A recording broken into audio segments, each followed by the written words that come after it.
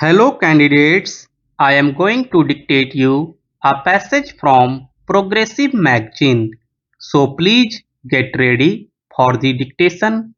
The dictation will start after 15 seconds.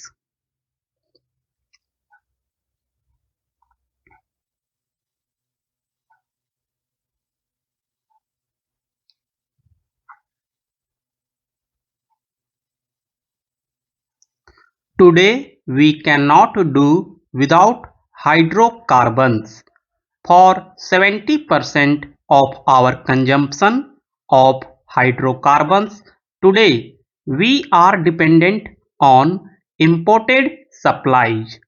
I hope this prosperity prevails in the West Asia, but who can ignore all the uncertainty, leave aside other uncertainty. We are witnessing this year the uncertainty, instability, and unpredictability of the oil prices. They have tripled in the last 5 or 6 months. So we must therefore explore other options. The resolution which led to the establishment of our Atomic Energy Commission and our country will be eternally grateful to Prime Minister for having the vision to recognize the role of science and technology, particularly atomic energy, in managing the future needs of our country, laid the greatest emphasis on the use of atomic power for generation of electricity. If we want energy security, we have to rely more on nuclear energy. All over the world, nations like Japan and France, which are short of raw material, rely heavily on nuclear energy. I do believe that while we must develop coal, we must develop hydropower, we must develop renewable sources of energy to widen our development options for the future, and we must have an equal access to commercial energy which is environment friendly. The NPT exists, but we all know, for example, the loopholes that exist and how, despite the NPT proliferation, has taken place in our own neighborhood. I could not, in the present stage, ask President Bush or the US government that they should remove all restrictions on trade in nuclear assets. They said that there is such a thing as civilian and there is such a thing as military. We are willing to help you to augment your energy resources for use of your development, but military purposes are in other kettle of fish. I had to reckon with that reality, and therefore I had to evolve our approach taking into account the realities of the world order. And the world order being whatever it is, I was clear in my mind that we shall do nothing which will in any way compromise our independence with regard to the management of security. And despite the doubts that had been sought to be cast, I assure this House that I am satisfied that those doubts are not based on facts. It is true that what the US President has stated will require congressional assent.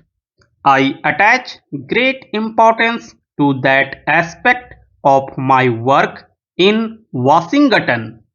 When I was in Washington, three of our top meteorological scientists came to me and said India's meteorological system require a sea change if we are to take advantage of what is happening on the frontiers of relevant scientific subjects.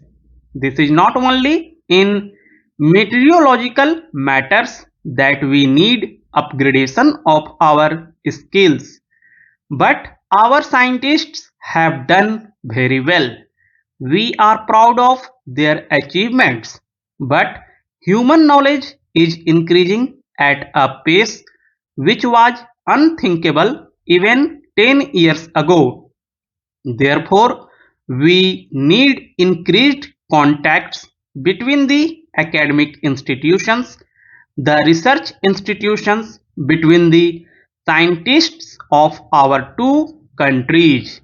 And fortunately, there are today in all major US research centers, whether you go to the IBM laboratory or you go the university, bright young Indians are operating on the frontiers of the knowledge. I think this is the brain reservoir we must tap, and during this visit it was my effort to tap that potential reservoir for our country, and that is an aspect which I would like to emphasize.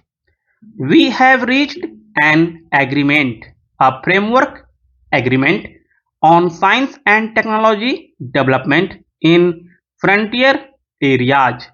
The United States now recognizes India as a space leader. I hope possibilities of cooperation will occur which will do us credit. This was yet another aspect of my work, and what we achieved is mentioned in the joint statement. But I was always conscious of the fact that if India is going to become a major growth pole of the evolving world economy, if we have to achieve every year 8 to 10% growth rate, we would require the growth of commercial energy in our country at least at the same rate as our GDP growth. In fact, in our country, the demand for commercial energy is going to increase at a much faster pace. Why do I say this? Because in our country, two revolutions are taking place simultaneously. At one go, under the impact of modernization, the subsistence rural economy is shrinking. Therefore, old traditional ways of meeting energy, firewood, household fuels, they are giving place to the increasing demand even in the rural sector for modern commercial energy. And secondly, as we grow, as we industrialize, as we urbanize, there is that increase in demand for commercial energy.